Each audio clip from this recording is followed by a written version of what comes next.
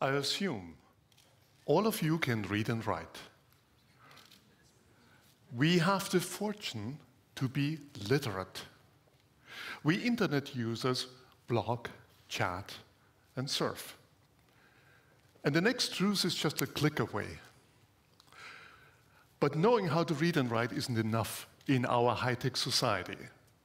What we also need is risk literacy. Without it, we jeopardize our health and money. And as we will see, without it, our emotions can be easily manipulated and remote controlled. In fact, they already are. In this talk, I'd like to invite you into the world of risk, beginning with a very humble hazard, getting soaked. A TV newscaster in the US once announced the weather this way: the probability that it will rain on Saturday is 50%. The probability that it will rain on Sunday is also 50%. Therefore, he concluded, chances that it will rain on the weekend are 100%. Most of us smile at that. Huh? But do you know what it means if the weather report announces a 30% chance of rain tomorrow? 30% of what? I live in Berlin. Most Berliners think it will rain tomorrow in 30% of the time, that is 7 to 8 hours. Others think it will rain tomorrow in 30% of the region, that is most likely not where they live. Most New Yorkers think both are nonsense. It means that it will rain on 30% of the days for which this prediction has been made. That is, most likely there will be no rain at all tomorrow. How come this confusion? Part of the problem is, or are, experts who have never learned to explain probabilities to the public. Here, who cannot spell out to what class chances of rain refer. Time, region, days. What meteorologists want to say is that it will rain on 30% of the days for which the prediction has been made. But people left on their own, they invent a class that makes sense to them. And more imaginative minds can even think of others. A woman in New York said, I know what a 30% chance means. 3 meteorologists think it rains and 7 not. There is a simple remedy to this confusion. Always ask, percentage of what? Getting soaked is a minor risk, but do we understand risk better when something really important is at stake?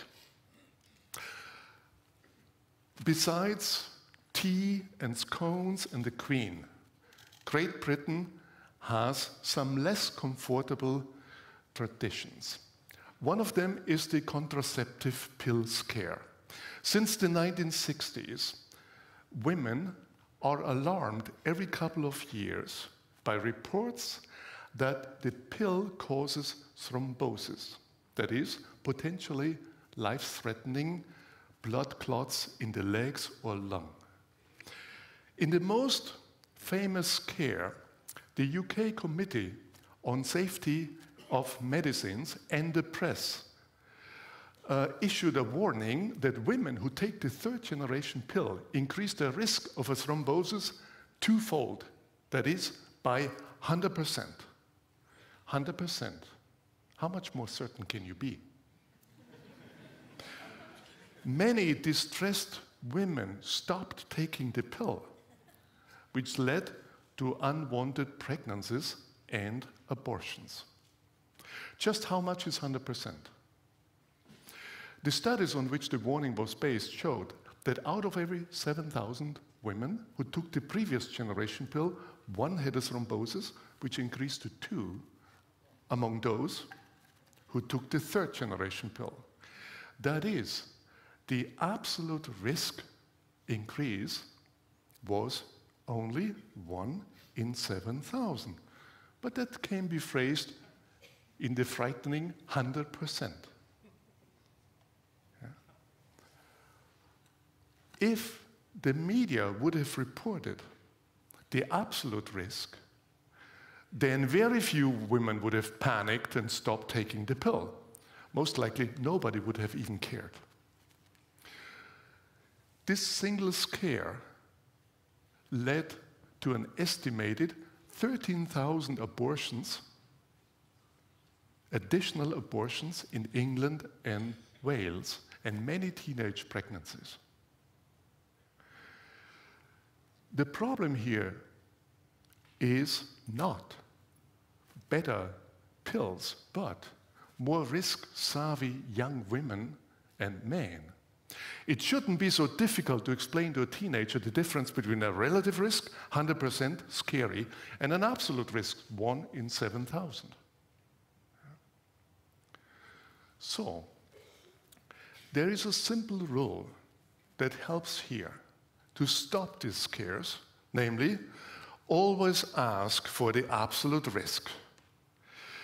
The fact or the use of relative risks and similar strategies to mislead the public is quite common in screening brochures, in medical advertisement, and the media in general. The misuse of information and misleading the public should be at the agenda of every governmental ethics committee. It is not. You might think that risk literacy is already taught in every high school, medical school, law school, etc. No. These principles aren't taught. But there is a solution to that, as I hinted.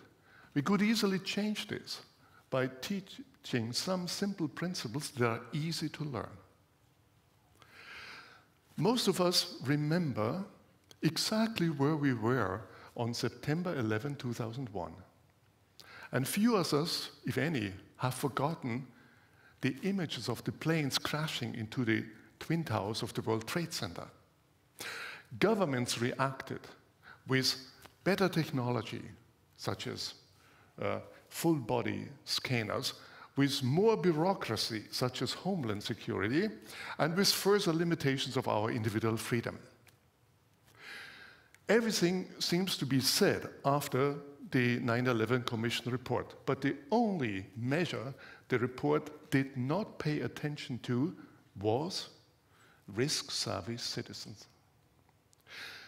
Let's turn the clock back to December 2001. Imagine you live in New York. You want to travel to Washington. Would you fly or drive? We know that many Americans stopped flying after 9/11. Did they stay home or did they jump in their car? I looked into the transportation statistics, and what you find is that for 12 months, the number of miles driven on the roads increased substantially. And particularly there where long-distance driving is being done. And in these 12 months, an estimated 1,600 Americans lost their lives on the road by driving rather than flying. Every one of these 1,600 people could be still alive. There was no single passenger death in the next year and the following years at US commercial flights. Terrorists strike twice. The first strike is a physical assault, but it's followed by a second strike, which uses our brains, our fear. And if anything like 9/11 should happen again, we should not let terrorists have their second strike. What is the brain psychology that terrorists exploit? It appears to be a simple unconscious rule. If many people die at one point in time, react with fear and avoid the situation. Note, the fear is not about dying per se. If an equal number or more people die distributed over the year, as in car accidents or cigarette smoking, it's very difficult to make us afraid. what we seem to fear is to die suddenly together with lots of others.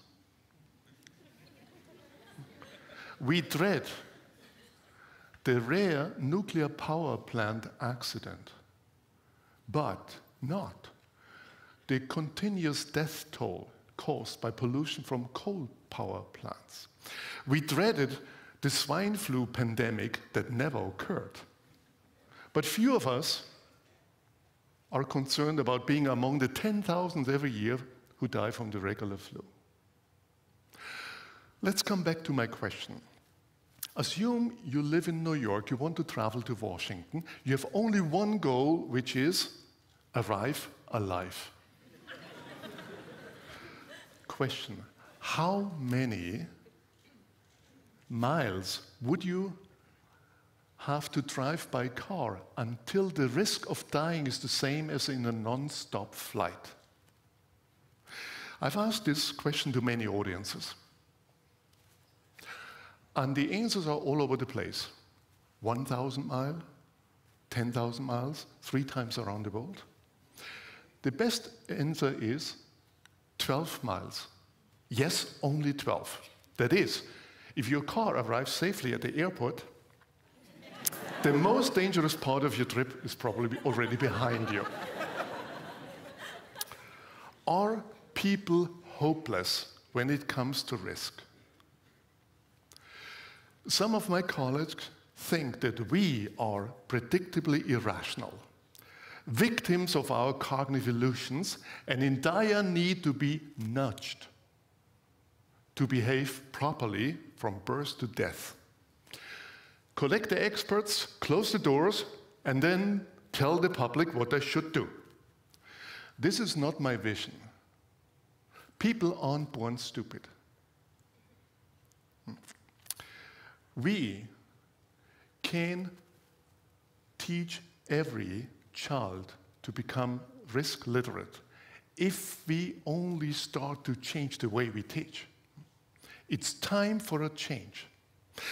At the Max Planck Institute for Human Development, we designed tools with which even 4th graders can solve so-called Bayesian problems that stump most adults and most doctors and lawyers including.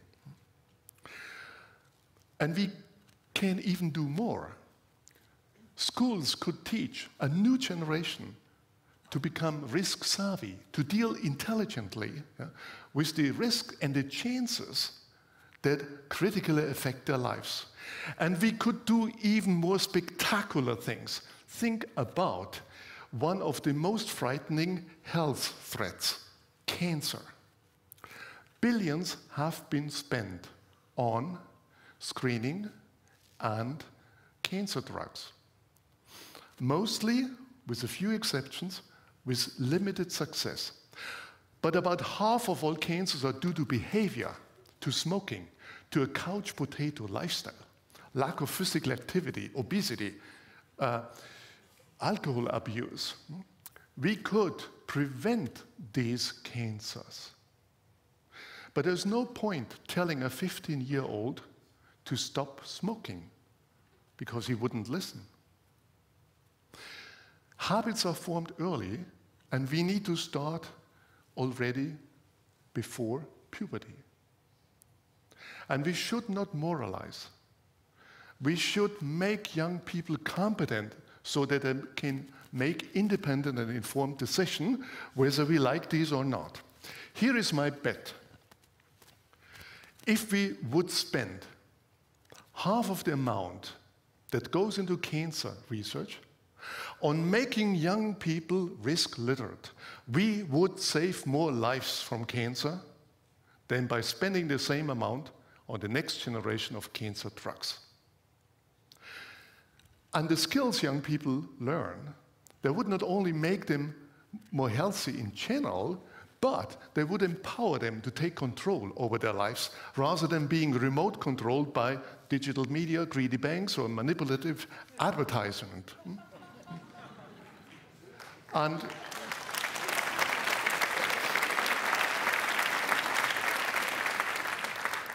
we could do that. Think about, who would have thought a few hundred years ago that so many people on Earth can learn how to read and write? Today, many find it equally implausible that people could become risk literate. I'm one of the few who think otherwise, and I encourage you to do the same. Everyone can learn to deal with risk and uncertainty. Everyone who dares to know.